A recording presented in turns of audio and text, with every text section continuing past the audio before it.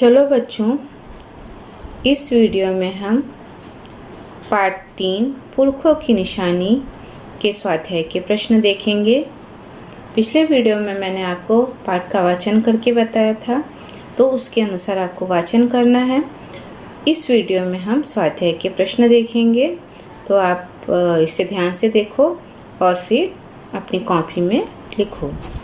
Part 3 पुरखों की निशानी।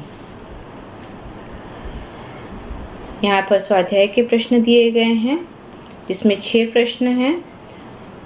हर प्रश्न को आपको पढ़ना है और उसका उत्तर समझना है और अपनी कॉपी में लिखना है। पहला प्रश्न है, सूखे और गीले कूड़े के अंतर के बारे में सुनाओ। ये इस प्रश्न का उत्तर देखो बच्चों, आपने खेले करे सीखे के वीडियो में भी देखा था, जिसमें मैंने बताया था कि गीला कूड़ा और सूखा कूड़ा में अंतर क्या होता है और उसे कौन से डस्टबिन में डालना चाहिए, कौन से डब्बे में डालना चाहिए।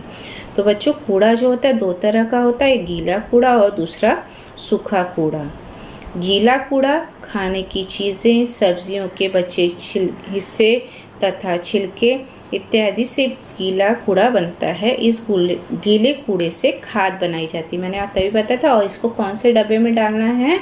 ग्रीन कलर का जो डब्बा है, हरे रंग का डब्बा आता है, जो कचरा लेने आते हैं साफ सफाई करने वाले, उनके पास जो डब्बा रहता है उसमें हरे कलर का जो डब्बा रहता है उसमें गीला कूड़ा डालना चाहिए। फिर सूखा कूड़ा कौन सा होता है?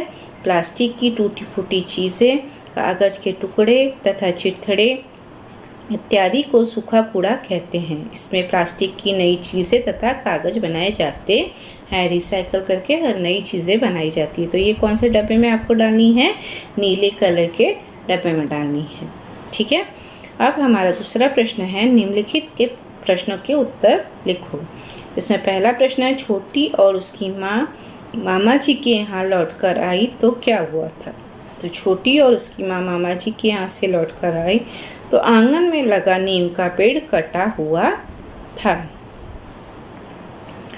दूसरा प्रश्न है, पिताजी माँ के सामने क्या सफाई दे रहे थे? तो उसका उत्तर है, पिताजी माँ के सामने सफाई दे रहे थे कि लकड़ियों के पटिए निकल आएंगे। तीसरा प्रश्न है, नीम का पौधा कब लगाया गया था? तो नीम का पौधा छोटी के पैदा होने के पहले लगाया गया था। चौथा प्रश्न है, उस पेड़ पर कौन कौन से प्राणी रहते थे? तो उस पेड़ पर चिड़ियाँ, चींटियाँ, चींटे और बगुले रहते थे। पांचवा प्रश्न है, पीपल का पेड़ क्यों कटने वाला था? तो इसका उत्तर है, पीपल का पेड़ कटने वाला था क्योंकि वहाँ मकान बनने वाला था। पीपल का पेड़ किसकी निशानी है? पीपल का पेड़ पुरखों की निशानी है। सातवां प्रश्न है, ससुर जी ने क्या कहा? तो उसका उत्तर है, ससुर जी ने कहा, बहू सच कह रही है, किसी के घर को उजाड़कर अपना घर नहीं सजाएंगे। फिर अगला प्रश्न है हमारा जो है यहाँ पर दिया है, किसने किससे कहा। इसमें यहाँ पर वाक्य दिए गए हैं और यहाँ पर किसने किससे कहा उसके उत्तर बताए गए हैं। तो हम पहला प्रश्न की तरफ चलते हैं। पहला वाक्य है, लकड़ियों के पटिए निकल आएंगे। ये किसने कहा? पिताजी ने माँ से कहा। दूसरा है, माँ तुम पेड़ के कटने से इतनी दुखी क्यों हो रही हो? तो छोटी ने माँ से कहा। जो हमारे सुख दुख का साथी था, हमने उसे अपने स्वार्थ के लिए उसे काट गिराया, माँ ने छोटी से कहा। और बच्चों, यहाँ ये जो है सुख दुख का साथी था, ये किसके बारे में कहा गया है? पेड़ के बारे में कहा गया है। बहू यहाँ मकान बना रहे हैं, सासू जी ने छोटी से कहा। अम्मा जी, पीपल का पेड़ हमारे पुरखों की निशानी है।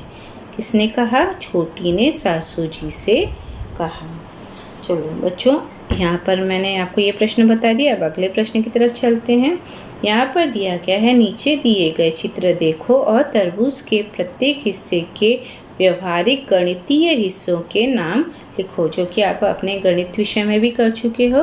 तो यहाँ पर आपको चित्र देखना है, तरबूज के कितने हिस्से किए गए हैं उसके बारे में आपको लिखना है। ठीक है, ये है 1/4 भाग, तरबूज का 1/4 भाग। ठीक है, फिर ये है आधा भाग, 1/4 मतलब एक तरबूज काटा उसका एक टुकड़ा। ठीक है, एक टुकड़े मतलब एक तरबूज काटने के बाद उसका 4 भाग करने के बाद जो एक टुकड़ा है वो 1/4 अर्थात पाव भाग। फिर ये है आधा हिस्सा, ये है पौना हिस्सा मतलब 3 भाग। एक तरबूज काटा उसके 4 टुकड़े करने के बाद उसमें से जो 3 टुकड़े हैं वो पौन भाग। और फिर ये है सवा भाग अर्थात एक पूरा तरबूज और दूसरे तरबूज का 4 भाग करने के बाद जो एक भाग चौथाई भाग रहेगा उसको मिला के हो जाएगा सवा भाग। फिर 1.5 अर्थात एक पूरा तरबूज और दूसरे तरबूज का आधा हिस्सा लेकर उसको मिलाकर हो जाएगा 1.5 भाग। और 2.5 अर्थात 2 तरबूज और तीसरे तरबूज का आधा भाग लेकर होगा 2.5। ठीक है, तो ये गणितीय हिस्सों के हमने यहाँ पर नाम लिख लिए हैं। अगला प्रश्न है, कोई पौधा बार बार सूख रहा है तो तुम क्या करोगे? तो उसका उत्तर है, पौधे के विकास के लिए उचित मात्रा में पानी, खाद, धूप और समय समय पर उसकी गुड़ाई और निराई की आवश्यकता होती है। मैं सबसे पहले यह देखूंगा कि पौधे को कौन सी चीज़ उचित मात्रा में नहीं मिल रही है, मैं उसकी व्यवस्था करूंगा। कभी कभी पौधे में कीड़े लग जाते हैं, ऐसा होने पर मैं कीटनाशक दवा का इस्तेमाल कर पौधे को कीड़ों से बचाऊंगा। चलो बच्चों, अब हमारा अगला प्रश्न देखते हैं। ये मुहावरे हैं, इस पार्ट में कुछ दिए गए हैं जिनको हम ध्यान से देखेंगे। मुहावरा, पहला मुहावरा है सफाई देना अर्थात निर्दोष होने का तर्क देना, अर्थात मैंने कोई गलती नहीं की इस बात की सफाई देना। आजकल अपराधी भी सफाई देने से नहीं चूकते। दूसरा मुहावरा है सीने में जमा होना अर्थात घर कर जाना। बचपन में पड़ोसी ने जो स्नेह भाव दिखाया था वह आज भी उसके सीने में जमा है।